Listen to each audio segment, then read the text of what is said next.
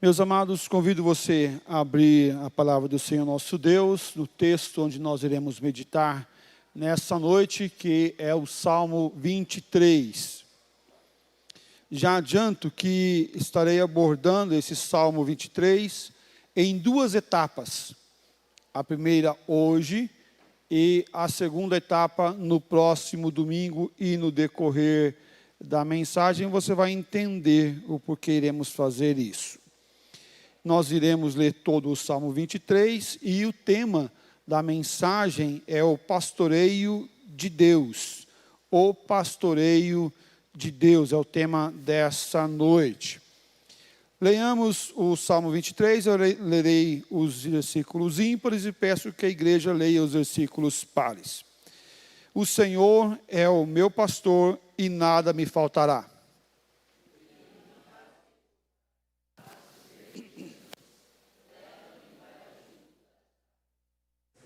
Refrigera a minha alma, guia-me pelas veredas da justiça por amor do seu nome.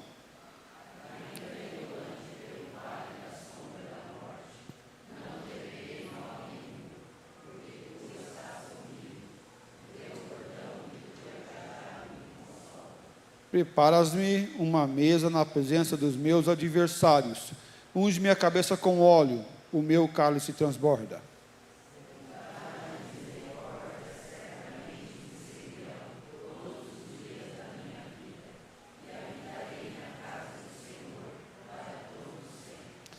Pai de amor, pedimos que o Senhor fale conosco mais uma vez, que a Tua palavra seja aplicada em nossos corações por Ti mesmo, e que nós venhamos entender e praticar o Evangelho cada dia melhor para a glória do Teu nome. Que nós venhamos compreender a Tua vontade e atender o Teu chamado sempre. Em nome de Jesus nós oramos e agradecemos. Amém, ó Pai. Introduzindo a nossa mensagem dessa noite, esse Salmos 23, com certeza absoluta, você já leu, você já conhece, e talvez você já tenha ouvido algumas mensagens no decorrer da tua caminhada desses Salmos, do Salmo 23. E talvez você já tenha até visto um quadro na parede com o Salmo 23. Que muitos usam esses salmos para colocar na parede, em um quadro, bonito até por sinal, algumas vezes, com uma moldura muito bonita, com todo um formato muito bonito. Mas muitas das vezes esse quadro é colocado na parede mais como um libertador de problemas, né? Um espanta-problemas, um libertador de mal olhado, ou coisas semelhantes a isso, que não tem nenhum sentido, porque a palavra de Deus é aplicada à minha vida se eu estiver vivendo essa palavra, não apenas com a palavra, não apenas com o conhecimento da palavra ali, mas aplicado isso na minha vida e não como um amuleto. Mas esses salmos, apenas de 6 versículos, e no original apenas 56 palavras, apenas 56 palavras, é dividido em duas partes, por isso nós iremos abordar em 2 momentos esses salmos. A primeira parte vai do versículo 1 ao versículo 4, onde apresenta Deus como o pastor, aquele que pastoreia, aquele que cuida, aquele que leva as águas tranquilas, aquele que dá o alimento, aquele que livra do mal. A segunda parte vai do versículo 5 ao versículo 6, é o que sobrou. Sim, mas é uma outra divisão dos salmos, e aqui é apresentado Deus como o anfitrião, e por isso ele fala de forma muito clara, e ele fala assim, olha, prepara-me uma mesa na presença dos meus adversários. Onde tem mesa? Na casa. Unge minha cabeça com óleo. Onde é feita as consagrações? Na casa. O cálice transborda, a consagração ao Senhor. E aí ele fala, para habitar na casa do Senhor para todo sempre. Nós vemos uma diferença muito grande da primeira parte para a segunda parte. Um com o pastor que cuida, que pastoreia, que alimenta, que leva as águas tranquilas, deixa as ovelhas tranquila, mas também aquele que cuida, que ampara em sua casa. As imagens postas nesses salmos retratam elementos que não fazem muito parte do nosso cotidiano, por exemplo, como o pastoreio. Isso aqui é meio distante, um pouco distante de nós. Tem algum pastor de ovelha aqui presente? Eu acho que não, né? Tem algum pastor de algum animal, né? Que é criado no pasto? Não, não temos. Talvez poderíamos falar assim, tem algum pai de pet, né? Aí muitos falaram, eu, né? E hoje tem se falado pai de pets, né? Ou donos de pets, podemos assim mencionar também. Sim, há uma figura mais próxima de nós. Mas o pastoreio é o cuidado, é o amparo, com figuras um tanto distante da gente, é verdade, mas com figuras que fazem muito sentido para nós, que somos ovelha do pastoreio do nosso Senhor e Salvador. Essas imagens, apesar de serem distantes, traz elementos que mexem conosco e que mexem com a nossa mente e que nós entendemos o que Ele está falando. Nós entendemos que o Senhor está mostrando que Ele se importa conosco. Nós entendemos que o Senhor está falando que Ele chega até nós e nos alimenta e nos fortalece. Deus mostra as verdades maravilhosas e complexas, sim, mas de forma muito simples, que o menos estudado entende que Deus quer cuidar de nós. Nesse salmo vemos Deus como o pastor das ovelhas. E é interessante que essa figura do pastor das ovelhas trata de dois elementos postos para o salmista. Primeiro, o pastor, ele cuida de um rebanho de ovelha. Ele cuida do coletivo. O pastor, por natureza, ele não vai pastorear apenas uma ovelhinha. Ele pastoreia um rebanho de ovelhas, que vai dar o alimento, que vai dar lã, que vai ser cuidado e pastoreado por esse pastor, mas é um rebanho. Mas percebe que ele usa elementos, o Senhor é o meu pastor. Ele olha de forma pessoal, aqui o Senhor cuida dele. E a figura colocada aqui é tão pessoal, e é tão íntima e tão próxima de nós, que não mostra um pastor cuidando de um rebanho, mostra um pastor cuidando de forma pessoal de cada um de nós. Meus irmãos, que elemento lindo e maravilhoso. Mas vamos ver outras formas, outros textos bíblicos, onde fala também na Bíblia que Deus cuida de nós como pastor de ovelhas. Isaías 40, versículo 11. Isaías 40, versículo 11, a primeira parte. Como pastor apacentará o seu rebanho. Como pastor apacentará o seu rebanho. Jeremias capítulo 31, versículo 10, a segunda parte. Aquele que espalhou a Israel, o congregará e o guardará como pastor ao seu rebanho. Aquele que espalhou, mas aquele que guarda e vai guardar, e como pastor apacenta o seu rebanho.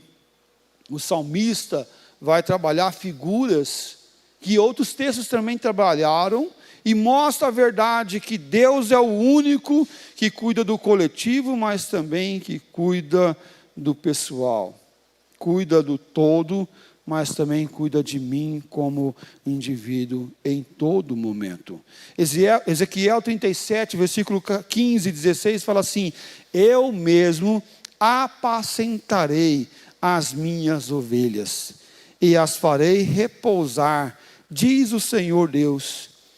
A perdida buscarei, a desgarrada tornarei a trazer, a quebrada ligarei, e a enferma fortalecerei. Mas olha só que interessante que ele fala aqui: mas a gorda e a forte destruirei, apacentá-las-ei com justiça. O que ele está dizendo aqui?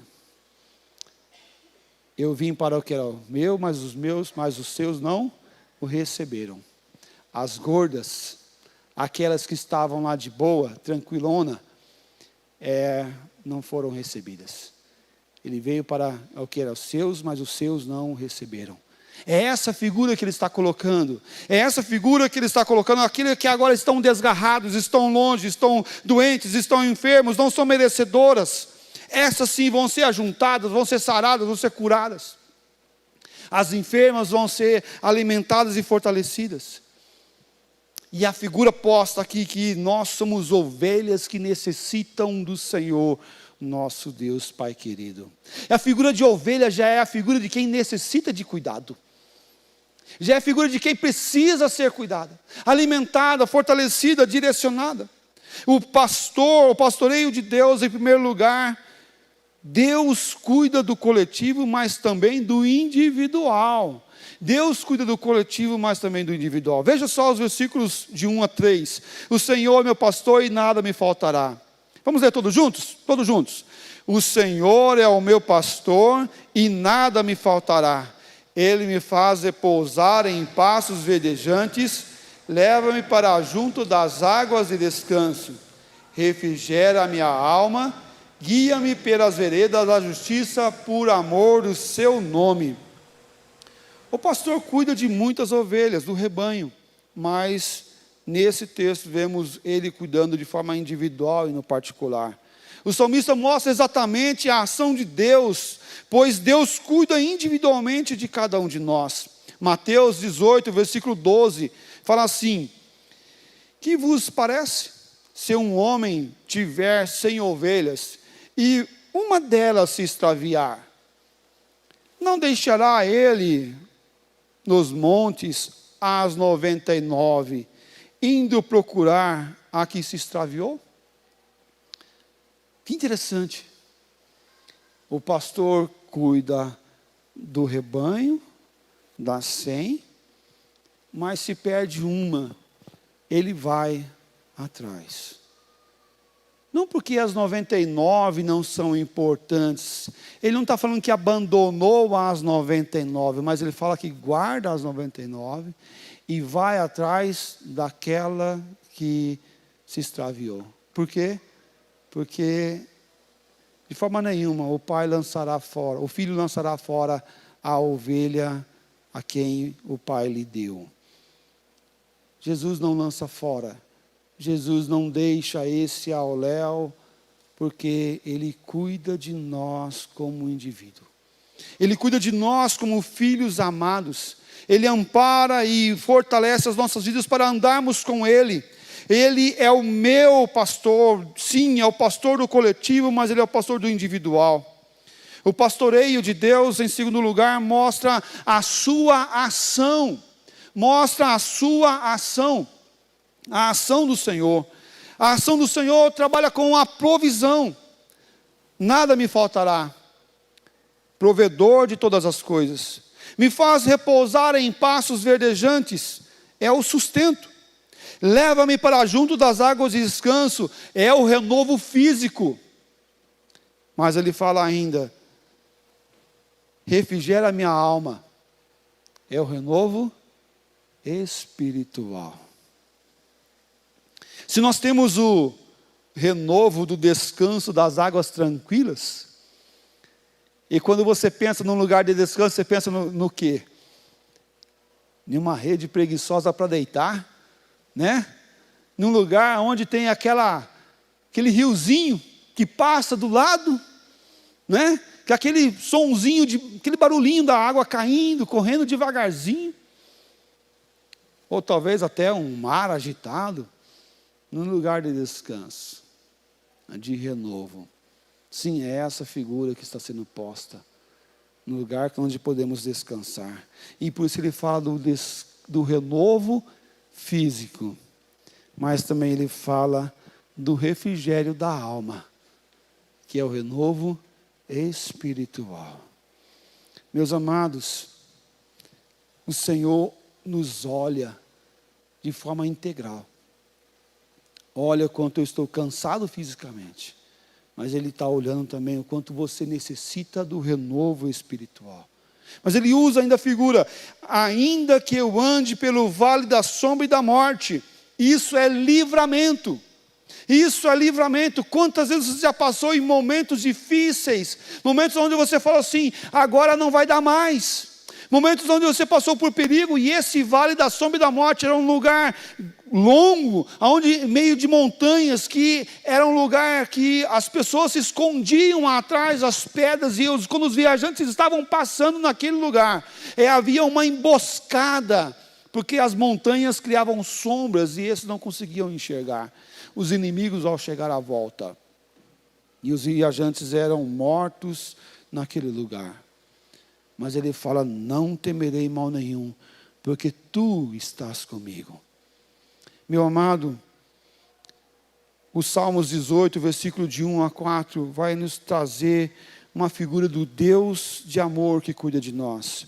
Eu te amo, ó Senhor, força minha. O Senhor é a minha rocha, a minha cidadela, o meu libertador, o meu Deus, o meu rochedo, em que me refugio, e no escudo a força da minha salvação, e o meu baluarte. Versículo 3, invoco o Senhor, digno de ser louvado, e serei salvo dos meus inimigos. Laços de morte me cercaram, torrentes de iniquidade me impuseram terror. Por que nós precisamos de um pastor? Porque acontece tudo isso conosco, e quando nós invocamos o Senhor, e quando temos Ele como nosso pastor, o pastoreio dEle sobre as nossas vidas, Ele cuida de nós, e Ele fala, invoco o Senhor, digno de ser louvado, e serei salvo dos meus inimigos, e serei salvo dos meus inimigos. O pastoreio de Deus, em terceiro lugar, nos conduz, mostra a direção, nos conduz, mostra a direção. E por isso Ele fala assim, lava-me, guia-me, ainda que eu ande, estou andando, mas eu estou com Ele, porque Ele está comigo.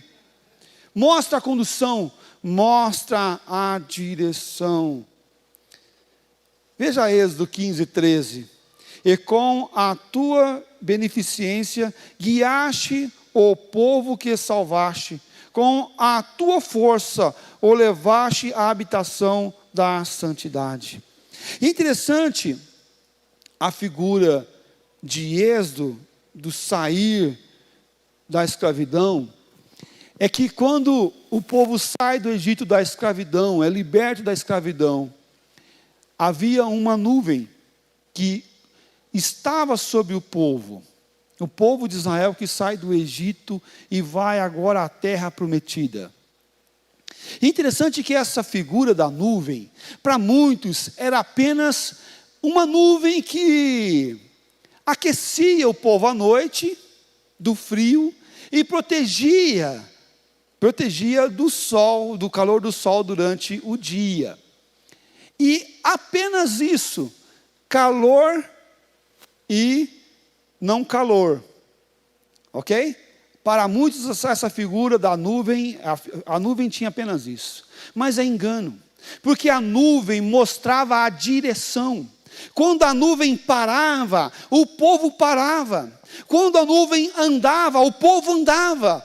Quando a nuvem caminhava, o povo ia. E tinha vezes que a nuvem parava e ficava um tempo longo parado e não se movia. A nuvem ficava ali e não se movia. E o povo ficava lá esperando a nuvem se mexer. E quando a nuvem se mexia, era Deus guiando o povo. Vem para cá, vem aqui, vai para cá, vai para lá. E esse povo ia seguindo a nuvem. Eu fico imaginando quanto de torcicolo eles tinham, né? Para onde está indo? Está para lá, está para cá, está indo para lá, está para cá. E todos tinham que andar debaixo daquela nuvem, porque debaixo da nuvem tinha proteção do calor e do frio. Porque debaixo daquela nuvem tinha a direção aonde Deus queria que estivesse.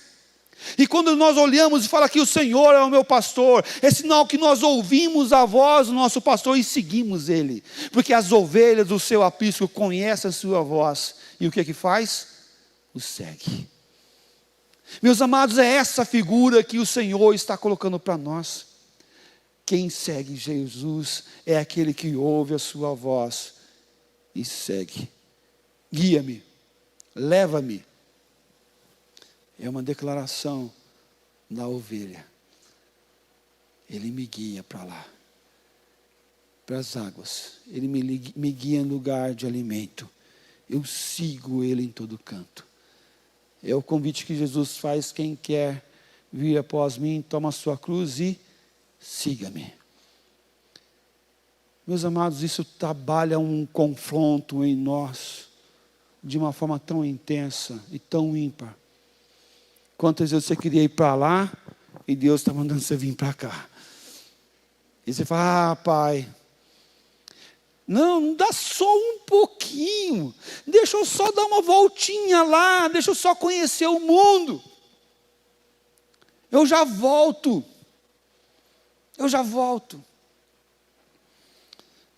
Me vem à memória um colega que estudamos junto no ensino médio, tocava guitarra de forma espetacular,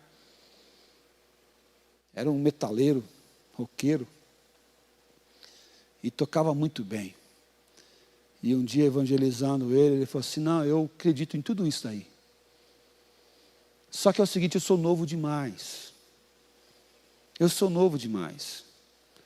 Eu quero curtir minha vida. Eu quero ganhar dinheiro tocando. Eu quero muito. E vou fazer tudo isso. E ele montou uma banda, e a banda começou a fazer sucesso lá no norte do Paraná. E começou a ter sucesso. Um dia foi em uma cidade chamada Monte Castelo. Acho que ninguém conhece. Monte Castelo. Aí tem gente que conhece, sim. Monte Castelo. E lá tocando na cidade de Monte Castelo, houve uma briga lá dentro, começaram a quebrar todo o salão, e dentro daquela briga ele foi defender a caixa de som, o equipamento de som que estava lá, e esse que foi atacar o equipamento de som, deu-lhe uma facada mortal, e ele morreu naquela noite. O caminho que era, não era para ser aquele. O Senhor lhe fez convite para ele ir. Mas talvez você possa estar falando assim: mas pastor, ele não era um predestinado, ele não era um eleito, eu não sei o que era, o que não era. Eu não sei de dizer se ele era eleito, eu sei que não era eleito, eu sei que ele não precisava ter morrido naquele lugar. Isso eu sei. Se ele foi para o céu ou não foi para o céu, não estou falando disso, eu estou falando que ele poderia servir o Senhor Jesus Cristo com todo o seu talento, com toda a sua forma, com toda a sua vida, dedicando a sua vida ao Senhor Jesus Cristo e sendo um instrumento nas mãos do Senhor. Meus amados, quando nós olhamos para a palavra do Senhor nosso Deus, nós vamos ver Ele falando assim: ó, vem para cá, anda comigo, fica debaixo da minha nuvem, atenda a direção que eu vou dar para você, porque é você que vai caminhar comigo. Eu estou dando a direção. Meus amados, o pecado sempre vai bater a nossa porta, mas cabe nós dominá-lo. Cabe nós dominá-lo. Abrão foi convidado a sair da sua terra e ser guiado por Deus a uma terra que ele iria mostrar. E aqui não é Abraão ainda, mas é Abrão. Gênesis capítulo 12, versículo 1. Fala assim: ora, disse o Senhor a Abrão: sai da tua terra, da tua parentela e da casa de teu pai, e vai para a terra que te mostrarei. É interessante que ele não saiu sem rumo, tá, gente? Não é isso que Deus pede para a gente. Vai, pode sair e vai. Não, não é isso. Isso é tolice. Ele fala assim: vai que eu vou te mostrar. Vai que eu vou te conduzir. Eu vou te mostrar. Deus não pede para nós seguirmos a Ele ou crer numa coisa que não existe. Não é isso. Deus não pede para você crer em um Deus que não existe. Pelo contrário, nós cremos, e é essa a definição de fé, em coisas que nós não vemos, mas em coisas que nós esperamos. Mas nós cremos naquilo que existe, porque Deus existe. E o mesmo aspecto ele fala: segue-me, vai, porque eu vou te mostrar o caminho, eu vou te conduzir no caminho, eu vou te fortalecer no caminho. E a chamada justamente é isso, não é cego guiando os cegos, mas é nós ouvindo a voz do nosso pastor e seguindo a Ele a cada tempo e a cada momento. Mateus 15, 14 fala assim: deixai-os, são cegos, guias e cegos. Ora, se um cego guiar o outro cego, cairão ambos no buraco. Não é isso que ele convida a nós. Mas quando nós estamos seguindo o mundo, estamos seguindo os cegos, como os cegos que somos, ou que estaremos. Cegos pelo pecado. Mas o Senhor, Ele nos chama para viver o seu reino e a sua graça. Ele nos guia. Jesus, Ele falou lá em João 14, 6, eu sou o caminho e a verdade e a vida. Ninguém vem ao Pai, senão por mim. Jesus é o caminho. Concluindo a nossa mensagem dessa noite, o pastoreio de Deus, e eu quero concluir com o versículo 24. Ainda que eu ande pelo vale da sombra e da morte, não temerei mal nenhum, porque tu estás comigo. O teu bordão e o teu cajado me consolam. A presença de Deus em nossas vidas nos conduz, mas também não me livra de passar por lugares difíceis, de andar em lugares difíceis. Mas a presença do Senhor, nosso Deus, na minha vida, tira o medo do meu coração. Mas a presença de Deus na minha vida me purifica. Quando Deus está no meu coração, na minha vida, é esse purificar do cajado dele vindo até a mim, deve causar um impacto, um efeito de tirar o pecado da minha vida. Não há como permanecer na vontade do Senhor e andar com o Senhor, vivendo as mesmas práticas do mundo e do passado. Mas a presença dele em minha vida deve me levar a uma purificação. Porque aonde a luz está, o que acontece com as trevas? Sai fora. Porque a luz entrou. A luz raia. E a presença de Deus me conduz à santificação. Deus não coaduna com o pecado. Deus não convive com o pecado. Mas o cajado de Deus nos livra da morte e do mal. E por isso ele fala assim: não temerei mal nenhum, porque tu estás comigo. O teu bordão e o teu cajado me consolam. Se você está passando um momento de luta, de provação, até de correção, se alegre no Senhor. Porque o Pai querido está te corrigindo, te amando, te orientando. Mas não lute contra Deus. Siga Ele.